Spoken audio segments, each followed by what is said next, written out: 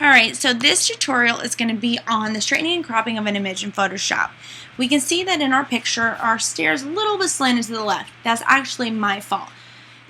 They were not like that in real life. It was the way that I stood, and sometimes you will find that you will be a little bit tilted, so we just want to kind of clean it up in Photoshop a little bit. So you see that the subject looks like she's about to go flying off the left-hand side of the page. These tilts are not adding in for me in the picture, they're only taken away.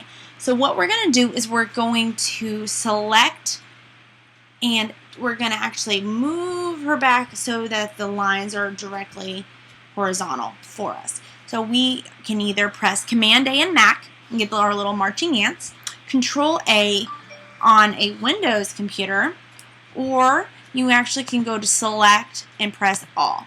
Either way, you're going to get these little marching ants. Now I want you to go up to the little corner, click on your move, go up to your move tool right here, go up to the right hand, left hand, bottom corner.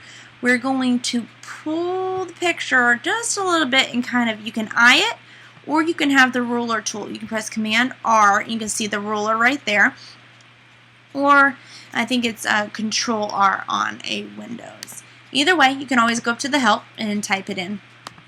So we've taken it and we've tilted it a little bit. So look at that. Do our lines look straight across? They do. So I'm going to press Enter, and it's going to allow it. I go ahead and press Command A or Control A just to have the entire layer within where I'm working. It doesn't really matter. So the next thing we're going to go to our rectangle marquee tool. We want to get rid of the white that's around the edges. Later on, we're going to see that we can use the clone tool. Sometimes you want to do that if you have a subject that's really close to the side of the frame and you don't want to lose any of the area around her. In this case, she looks pretty dwarfed by the red doors and by the stairs. Little girl, so we kind of want to zoom in a little bit more on her. And we want to get rid of that white. So what we're going to do is start at one corner, kind of look at your eye and go across, and you will see that you don't want to come across where you still are selecting some white. You see up in this right hand corner here where you've got some white selected. What you want to do is you want to come down just a little bit and pull it so you're underneath that, and do the same thing over here. Move left a little bit of that white, go up a little bit of the white on the left hand bottom. Now you've got your marching ants within the side of the frame that is now straightened. You can go up to Image and select Crop, and there we go. That is pretty much all there is to it. Now I'm looking at her. She looks like a little bit more tilted. I'm really not that concerned about it. If I was processing this, I probably would just move right on.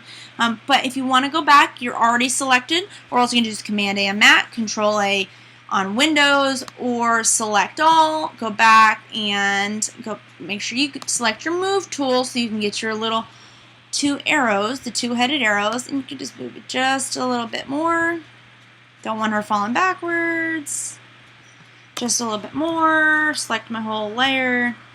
And actually, I really don't have much that I need to crop in here. Looks pretty good. File, save, or else move on to the next thing that I'm going to do.